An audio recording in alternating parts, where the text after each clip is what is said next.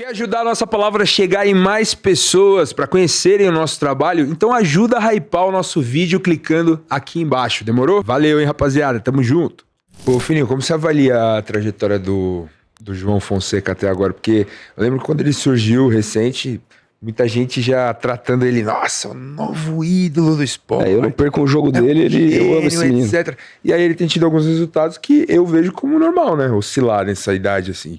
Você acha que ele vai chegar a esse patamar de novo ídolo nacional, como foi o Guga, por exemplo? Ou é super normal? Assim, A gente tá muito acostumado, enraizado no futebol, né? É. Então o cara aparece, o Luca fez um gol pelo São Paulo na Libertadores. Já botaram o moleque como que... Será que o cara é tão bom assim? Será que dá pra projetar ele daqui a 5 anos? Ou será que ele vai ter que passar por várias coisas, que é ainda pior do que o tênis, porque o técnico pode não te botar. Uhum. Né? Você pode ser bom pra caramba, a não ser que você seja um Neymar. Difícil você brigar. O João é um cara que joga dentro do... Na hora que você olha um pacote. Pô, técnico, tático, mental, físico. Na hora que você olha ele é desproporcional pro que você tem 18 anos. Porque não é o Fernando que tá falando ou o Guga que falou ontem sobre isso. É o Djoko, é o Sinner, todo mundo tá falando. E o circuito não fala à toa. Quando o Nadal apareceu, eu lembro a primeira vez que o Correia chegou pra mim e falou assim: "Hay un chico que juega un pedaço. Es increíble, macho." Eu falei: sim, ¿qué? Rafa Nadal. Tá bem. Não. Es increíble. Tá bom. Quando aparece o moleque, você fala: putz, o moleque é bom. Quando o moleque é mais ou menos, a gente fica: e aí, o que você acha? Joga bem, mas a direita dele... Sabe? Todo mundo jogando pedra. O João não é um cara que você consegue jogar pedra. Tudo tem que evoluir.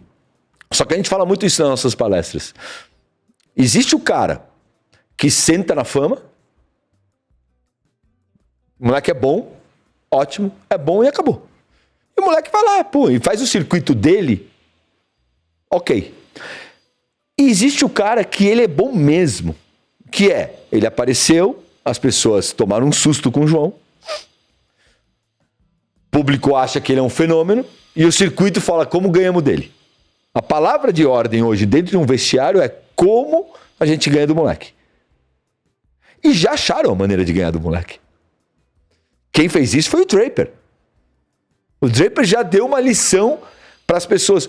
Como ontem, ele está gravando hoje, anteontem, a Zeng deu uma lição de como se ganha dessa Sabalenka.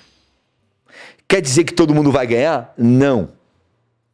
Mas ela deu uma demonstraçãozinha, jogou uma pimentinha ali. Se vocês jogarem assim, tem chance de ganhar. Porque ela não gosta disso.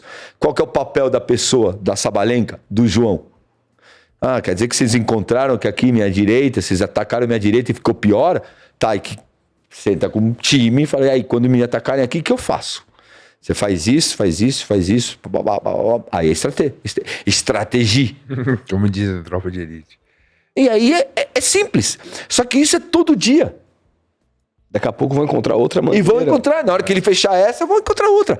E aí, por que o João vai ser muito bom? Porque ele todo dia quer ser muito bom. E aí ele vai ter. Se ele quiser ser muito bom todo dia, aí o tênis, a mente, tudo que ele tem... vai sobressair. Se ele ficar feliz com 50, 40, 30, ele vai ser 50, 40, 30. Se ele ficar feliz e começar a usar o dinheiro que ele está ganhando, ele vai ser 20 e não vai ser 10. Vai ser 10 e não vai ser 5. Então, tudo que se fala é hipotético. Até eu que estou comentando é hipotético. Claro. Porque você tem um ser humano que quer ou não quer. E falar que todo mundo quer... Desculpa, nem todo mundo quer. O André, eu tenho uma coisa com atletas brasileiros que eu não tenho aquela coisa meio... é brasileiro, vou torcer pra ele acima de tudo, sabe? Eu tenho que gostar do cara. Se eu considerar o cara que o cara não é um cara legal, eu não vou torcer pro cara só porque o cara é brasileiro. Um cara que eu não torço, por exemplo, de jeito nenhum, por coisas que já surgiram na mídia... Me recuso, até assistir jogo dele, é o Thiago Wilde. Mas também não torço contra, não fico ali querendo secar o cara, só não presto atenção.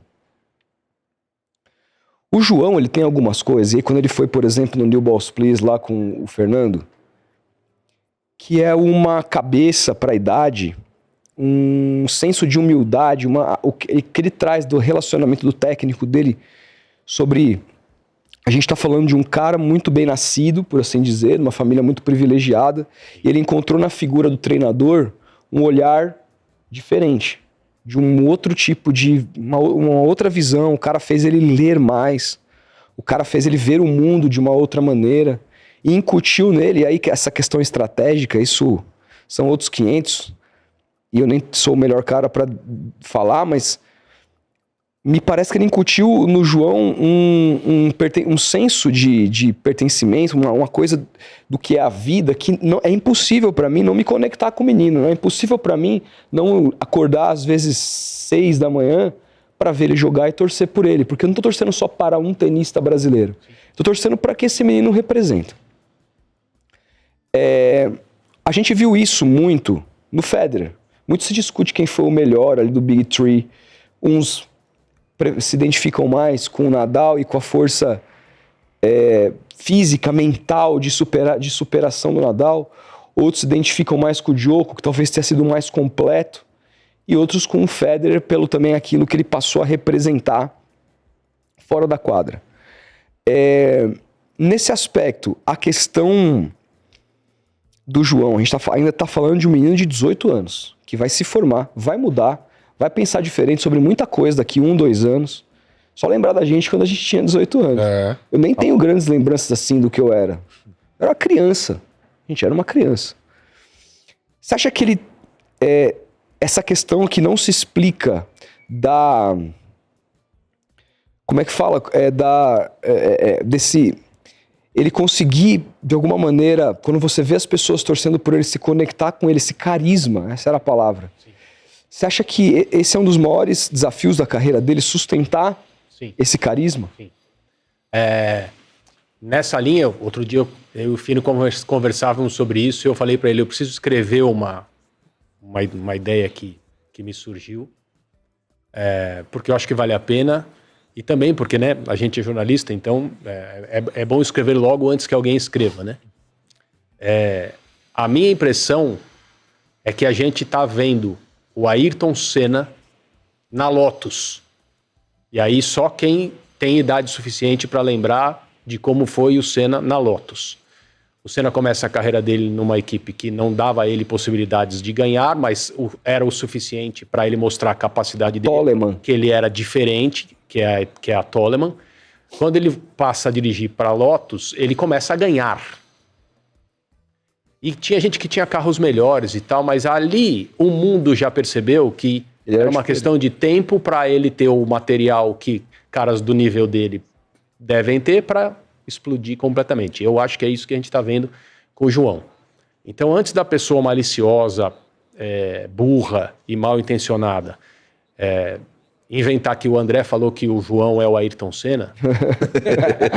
O cara já se precaveu. Eu estou falando sobre percepções. Uhum. Entendeu? Percepções. E com uma grande diferença, uma diferença brutal. As eras. Então, quando o Senna estava na Lotus, começando a mostrar para o mundo que ele seria um piloto extraordinário, não tinha internet, o mundo das pessoas era o que estava próximo delas. Para você saber o que estava acontecendo em outro país, você precisava ligar a televisão, esperar o jornal começar. Se tivesse um correspondente lá, você saberia.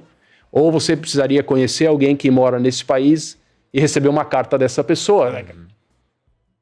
Hoje em dia, instantaneamente, você sabe o que está se passando em todos os lugares. A velocidade da informação e da propagação das coisas é incontrolável. Então, imagine o que seria o Ayrton Senna na Lotus em 2025. Loucura. Loucura. Né? Apenas calcule. Eu acho que é isso que está acontecendo com o João Fonseca, em termos da forma como o público brasileiro que acompanha esportes se conecta com ele.